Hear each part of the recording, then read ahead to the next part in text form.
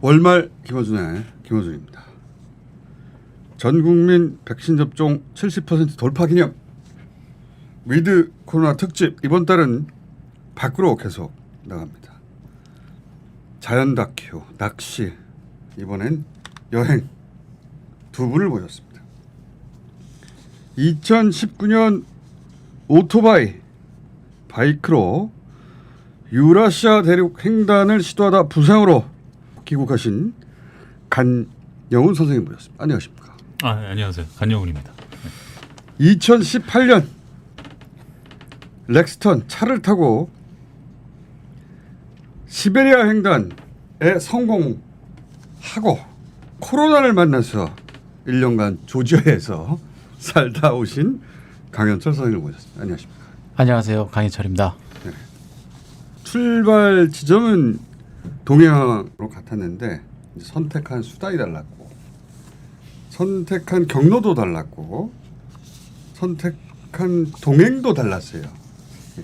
그리고 한 분은 사고가 나서 돌아오셨고 한 분은 코로나로 못 돌아오셨고.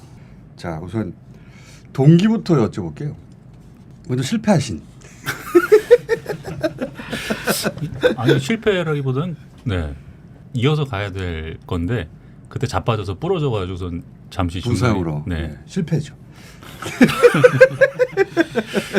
독립 영화도 하시고 영화도 가르치시고 하다가 어느 날 갑자기 다 관두셨던데.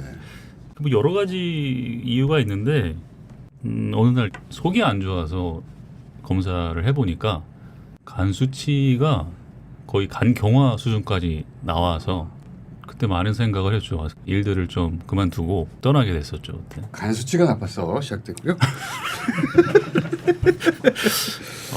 네. 자, 우리 성공하신 강 선생님은 어쩌다가 2년 가까이 2년 7개월 정도 했습니다. 2년 7개월이면 다 때려치고 가신 건데, 그죠? 그렇죠. 모든 걸 정리하고 돈 떨어지면 돌아오겠다. 계획을 했습니다. 저희 간 선생님은 네. 간 수치 때문인데 네, 간 씨가 이제 강 선생님은 동기가 뭡니까? 직장을 아주 평탄하게 오랜 시간을 다니다 보니까 병원에서 근무하셨던데. 네, 병원이라는 곳이 굉장히 변화가 없거든요. 매너리즘에 좀 빠져들고 이렇게 살다가 죽을 수도 있겠다. 그런 생각이 문득 들어서 시작하게 됐습니다. 동행을 한 번씩 같이 하셨는데 간 선생님은 이제 후배랑 가신 걸로. 네, 원래는 혼자 가려고 했어요. 왜냐하면 그 친구가 기어 변속을 못합니다. 오토바이를. 그래서 고민을 했었는데 기어 변속도 네. 못하는 후배인데. 꼭 가야 되겠냐니까 그런 친구가 아닌데 좀 진지하게 그러더라고요. 저도 제 인생을 좀 살아봐야 되지 않겠냐. 그래가지고 그래 가보자 해가지고선 연습을 국내에서 좀 하고 아하. 그 친구랑 같이 가게 됐어요. 어쨌거나. 후배랑 같이 간 것을 여행 가서 후회하진 않으셨어요 혹시? 매일 후회를 했는데 후회는 매일 했습니다. 어쨌거나. 바이크에 익숙하지도 않고 그죠? 그렇죠. 그런 부분에 있어서 이제 좀 부족한 부분이 있었는데 뭐 그런 사이를 좀 넘어서는 관계라서 어떤 의미입니까? 위계 질서가 정확한 관계. 위계 질서가 정확한 네. 관계. 모든 결정과 그런 것들을 제가 하는 관계라서. 상명하복의 관계. 예, 맞습니다.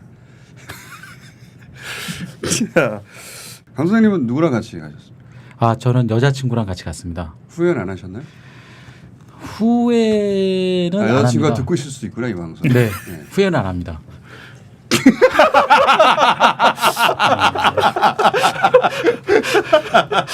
자, 그럼 질문 좀 바꿔서. 네.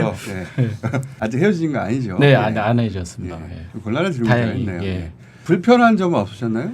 처음부터 끝까지 싸움의 연속이고 예. 뭐 출발하자마자 울기 시작해서 나 내려줘. 나 내려줘. 그 동의된 출발이 않으셨는데. 동의된 출발인데 이제 블라디보스톡에서 떠나자마자 예, 첫 출발지잖아요, 블라디보스톡이. 열악한 화장실의 모습을 보고 열악한 화장실 보고 왜 이런 거 얘기하지 않았냐. 나도 처음인데 내가 어떻게 하냐 이걸. 가다가 예. 휴게소에 예. 첫 번째 화장실을 갔는데 예. 화장실 너무 열악하니까 예. 여성들이 그런 거 굉장히 불편해하죠. 예. 그래서 내려달라. 돌아가겠다. 네. 그래서 조금만 더 가보면 화장실이 괜찮아지지 않겠냐. 더 심해지더라고요. 그거 어떻게 견디셨습니까? 그래서 이제 제일 그래서? 가까운 공항을 찍어보니까 네. 2,000km 가면 나올 정도로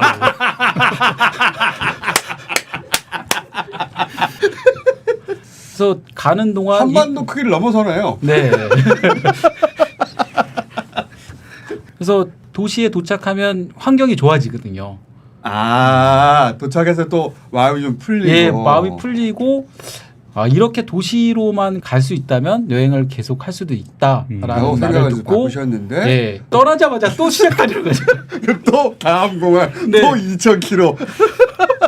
그렇게 반복해서 이제 모스크바에서 이제 돌아가기로 확정을 했어요. 모스크바. 네, 그래서 돌아가겠다 자기로 확실히. 그래서 모스크바에서 좀 오랜 시간 여행을 했거든요. 떠나기 전에 도시 여행으로 제대로 하자. 그러고 제가 말을 좀 던졌죠. 조금만 더 가면 핀란드, 노르웨이가 있다는데. 유럽이 가깝다. 예, 거기까지만 가보는 건 어떻겠냐. 유럽 가면 뭐 끝까지 온 거잖아요, 이제. 그렇게 시작해서 돌아오는 날 전까지도 이제 그때 내가 간다 그러지 않았냐. 왜 안 보냈냐. 바이크라면 서로 떨어지기라 하면 되잖아요. 그렇죠. 차는 좁은 공간인데 어떻게 그걸 해결하지? 그러니까 앞좌석에서 싸우면 뒷좌석 갑니다. 어떻게 안 헤어지셨지? 안 헤어진 게 아니고 헤어질 수가 없는 거죠. 내릴 수도 없고 벌판이니까. 벌판이고 언어도 통하지 않고. 그래서 원망을 많이 들으셨겠구나. 원망 엄청 많이 들었죠. 네. 근데 이제 정작 돌아오고 나서는 뭐라고 합니까? 아직까지 듣고 있습니다.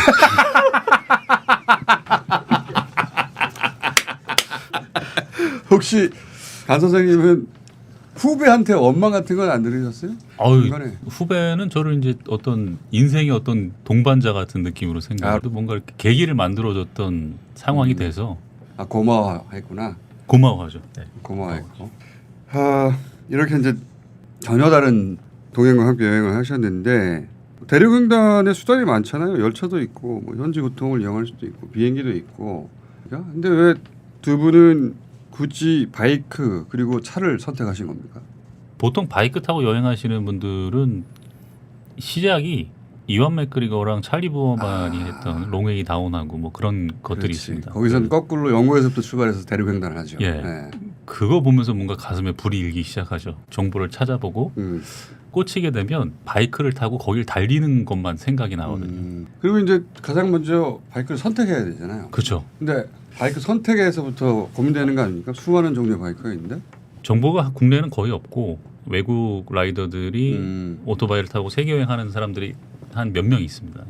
올리는 영상을 보고 얘네는 어떤 걸 타고 있구나, 어떤 장비를 쓰는구나, 이제 그런 식으로 준비를 하게 되는데 저 같은 경우는 이제 아프리카 트윈이라는 바이크가 있는데 그거를 타고 몽골을 그냥 달리고 싶었어요. 근데 나중에 좀 후회를 많이 했습니다. 왜 그렇습니까? 바이크에 집착을 하고 있더라고요, 제가. 그 어떤 의미죠? 짐이 되는 거죠. 바이크가 짐이 되는 거죠. 바이크가 짐이 되는 순간들이 많이 생깁니다. 수단으로 내가 바이크를 생각해야 되는데 바이크를 목적으로 내가 생각을 하고 있다는 생각이 들더라고요. 바이크 중심으로 내가 생각했다. 네. 새거 샀으니까 버릴 수도 없고 이거를 계속 짊어지고 가는 그런 느낌으로. 나 차로 할 걸 그랬다라거나 아니면 아니에요. 왜 그러냐면 바이크를 타고 가다 보니까 자전거 타고 이렇게 가는 유럽 사람들도 있었고 자전거도 있죠. 수레를 끌고 걸어서 다니는 사람들. 그 허리에 매는 수레가 있더라고요. 수레를 끌고. 심한 사람들이 있네요. 심한 사람들이. 네. 만약에 다시 한 번 간다면 똑같은 바이크로 갑니까? 아니면 수레로 갑니까? 갈 계획은 항상 있는데 가게 되면은 작은 바이크를 가지고 갈 것 같아요. 바이크 자체를 포기하는 게 아니라 내가 너무 큰 바이크를 짐처럼 끌었다 이런 생각이 드셨어요? 언제든지 좀 구체적으로 얘기해 주세요. 이제 요즘에 배달하는데 많이 쓰시는 그런 오토바이들 있잖아요. 한 125c짜리 그 정도 되는 거를 타고 125짜리 정도 가볍고 조작이 간단한 거. 그렇죠. 언제든지 버릴 수 있는. 언제든지 이제. 그리고 그 바이크 옆에 다른 박스 있잖아요. 금속으로 짐 실는 박스가 있죠. 그게 도움이 됩니까? 눈에 가장 먼저 띄던데요? 멋입니다. 그래야 바이크가 멋있어 보이거든요. 어. 그래서 저도 이제 그런 줄 알고 준비를 해서 했는데 다 짐입니다. 네, 다 짐입니다. 다시 가신다면 가볍고 작은 바이크에 짐도 가볍게? 그렇죠. 작은 바이크에 배낭 하나 매서 사실 저도 배낭여행 처음 갔을 때 50리터짜리 배낭에다가 무슨 오지 가듯이 배낭을 맸는데 그거 짊어지고 다니다 보면 다 버리고 싶거든요. 다. 아. 거기 가면 다 있어요. 그러더라고요. 다 팔더라고요. 뭐 다 있어요. 네, 다 팔더라고요. 그래서 하여튼 짐을 줄여라. 네, 짐은 짐입니다. 짐은 짐이고. 끝까지 써보지도 않는 짐들. 근데 그게 안 되실 거예요. 바이크로 유라시아 횡단을 계획하시는 분들이라면 무조건 3박스를 달아야 되거든요. 그걸 달리고 싶어서 이제 하시는 분들이 많은데. 그 모양과. 근데 그걸 깨닫고 나면 배낭 하나에 다 들어가게 되는데 갔다가 자빠지지 않는 이상 그걸 깨닫기가 쉽지가 않습니다. 그래서 제가 아무리 말씀을 드려도 분명히 3박스를 달고 가실 겁니다. 3박스라고 합니까? 박스 3개를 이제 우리나라에서 3박스라고 많이들 부르시더라고요. 아, 양쪽에 달고 뒤에 하나 예, 하니까 맞습니다. 3박스라고 부르는구나 그것을. 자, 차량의 경우는 어때요? 비슷합니다. 처음에 이제 루프 캐리어부터 시작해서 지붕 위에. 예, 뭐 올릴 수 있는 최대한의 용량을 올리고 실을 수 있을 만큼 모든 걸 실고 떠나는 전날까지도 짐을 버리고 있었습니다. 저는. 여자친구 하도 많이 싫어가지고. 그러면서 여행을 여자친구분 이거 들으면 안 될 것 같은데 이거. 뭐 할 수 없죠. 뭐. 네. 그래서 그렇게 시작을 했는데 이제 바이칼 알혼섬에 오프로드를 좀 타게 되는데 빨래판 길이 있습니다. 더더더더더더 예. 떨리는 그 길에서 루프 캐리어가 떨어지고 짐은 뭐 개판 되고 야. 자동차에 나사가 풀릴 정도로 진동이 오거든요. 그래서 간사님 말처럼 짐을 줄여라. 짐을 줄여라고 저도 계속 얘기를 하는데 예. 경험이 없으신 분들은 짐을 줄일 수가 없을 그렇죠. 겁니다. 뭐가 필요할지 예. 뭐가 아닐지 감이 안 잡히니까. 예, 그리고 정비할 수 있는 온갖 정비 부품, 비상용 연료, 각종 공구, 에어 자켓 그런 거 어허. 엄청나게 실었거든요. 예. 혹시 차가 퍼지면 고칠 수 있게. 주변에 차 타고 가신 분들도 몇 분 계시는데 네. 같은 시기에 예. 차 타고 가시는 분들의 공통점이 하나 있더라고요. 무조건 들어갈 때까지 실으시는. 꽉꽉 채워서. 네. 근데 뭐- 나 소용이 없더라. 예, 소용이 없고요. 허 벌판을 달릴 때가 있잖아요, 실제. 많죠. 그 한가운데서 멈춰버리면 어떡합니까? 그걸 상상하시고 이제 정비 장비들을 들고 가는 거잖아요. 네. 네, 그렇죠. 그거를 많이 걱정을 하고 상상을 많이 하는데 예. 고장이 안 납니다. 실제로 그런 경우는 거의 발생을 하지 않고 웬만해서는 다 고치는 상황이 생기더라고요. 네, 사람 사는 곳에 도착하면 대략 고칠 수 있고. 네 그렇죠. 차도 마찬가지입니까? 예, 저는 2004년식 차를 타다 보니까 이제 어떤 오래됐죠. 차종을 타고 가셨어요? 쌍용 렉스턴이었는데 아하. 예. 그 차가 20만이 넘은 사실 오래된 차가 더 유리한 점이 많습니다. 어떤 면에서 그렇습니까? 디젤 같은 경우는 품질이 떨어지는 디젤을 넣으면 차가 쓸 수가 있거든요. 아, 그런데 옛날 차들은 소위 말해서 브란자를 쓰는 그런 차들은 그런 연료를 거의 타지 않습니다. 두 분 모두 기본 정비 기술 같은 걸 공부를 좀 하셨겠어요? 떠나기 전에? 바이크 같은 경우는 필수로 알아야 되는 것들이 있죠. 타이어 펑크 났을 때 튜브를 교체한다던가 그것만 알면 됩니다. 네, 그거는 한 유튜브 영상 보고 한 이틀 정도만 연습하면은 그러니까 다 최소한의 기본 정비 정도는 공부하고 하는 게 필요하다. 그렇죠. 그거 정도는 꼭 알고 차량도 가는 게. 마찬가지로. 차량은 전조 증상이 반드시 있습니다. 그거를 알면 절대 길 한가운데서 쓸 일은 없다고 생각이 됩니다. 두 분 모두 허허벌판에서 차가 서가지고 네. 고화가 돼버린다든가 그런 일은 없었던 거군요, 말하자면. 들어보진 못했습니다. 그런 얘기를. 그쪽 나라에서는 이런 환경이 너무 노출되어 있기 때문에 잘 도와줍니다. 아 그렇겠구나. 그럼 그 예. 동네 가면은 기본적인 건 봐줄 사람이 있고. 더 오래된 차를 심하게 운전을 하기 때문에 그런 걱정은 너무 하지 말고. 적어도 예. 유라시아를 횡단할 때 예. 정비 기술을 다 갖추고 모든 도구를 싣고 가고 이런 생각을 안 하셔도 전혀 할 필요가 없습니다.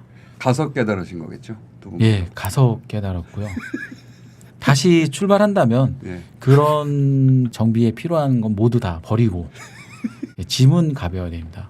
근데 바이크도 바꾸신다고 하셨는데 강 선생님은 네. 강 선생님 저는 이제 자동차 여행을 하면서 그 많은 유럽 사람들을 봤는데 캠퍼 밴으로 많이 하시더라고요. 이런 밴으로 하는 것도 괜찮겠다라는 생각을 많이 가졌습니다. 공간은 충분히 나오니까. 공간이 좀 잘 나오고요. 네. 차박이나 이런 데서 상당히 차박? 유리한 장점이 많고 숙소 얘기로 넘어가 볼까요? 그러면 예. 차박을 많이 하셨어요?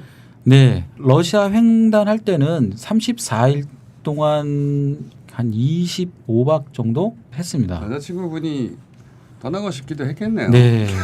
원래는 한국에 있을 때는 캠핑 되게 좋아서 그래서 이 캠핑을 원 없이 할 수 있는 그런 자유로운 곳이다. 그런 넘어를 하고 떠났는데 25일 동안 씻지도 못하고 차 안에서 자면 원수되죠. 네. 처음에는 이제 별이 쏟아지는 밤에서 낭만적으로 보낼 수 있는데 예. 이제 캠핑장이나 이렇게 안전한 곳이 아니고 그렇지. 정말 노지에서 예. 지나가는 사람 모두가 무섭게 느껴지고 그렇겠죠. 잠을 잘 수가 없습니다. 잠을 잘 수가 없습니다. 그럼 차 박을 한 게 아니잖아요. 차 안에 갇혀 있었던 거지. 네, 갇혀 있어서 눈이 다 떠 있고요. 지나간 소리 다 들리고요. 그리고 긴장 상태로. 낮에 자고. 네, 혹시나 이 사람들이 창문을 깨고 들어오지 않을까 그런 불안감 때문에 서로 붙잡고 이제 떨고 있는 거죠. 무슨 도움이 됩니까? 서로 안에서 떨고 있는 게. 가장 무서운 거는 이제